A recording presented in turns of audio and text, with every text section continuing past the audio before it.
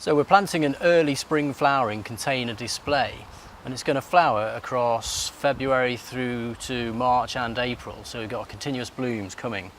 And it's from the September and August Seed Pantry Grow Club box, and they're crocus and daffodils. So first of all, we're going to put some drainage into the pot with a broken pot and some gravel. Then we're going to add a layer of compost.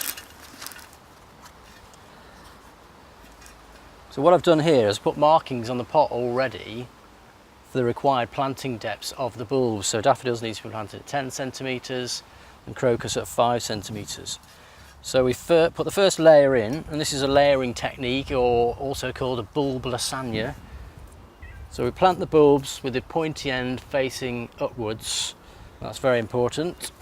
And I'm planting them in clusters. So there we have the first cluster, which is a sailboat daffodil. It's going to grow to sort of 45 centimetres. And there we have it. So I'm going to put the next layer of compost in around the daffodil bulbs.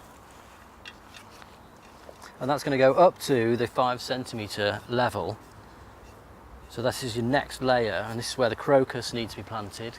So they don't need to go as deep. So again, you're going to plant them in nice clusters so that they flower in a nice little display all by themselves, each cluster. There we have the first cluster.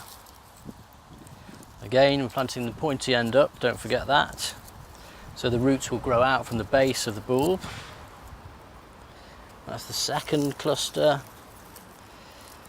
And then this will be the third cluster going in.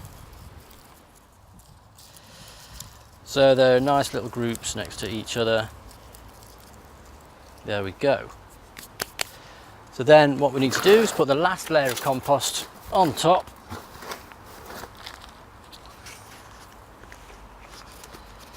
So they're planted at the right depth. And then we simply add water and leave it to flower for spring. And that's it.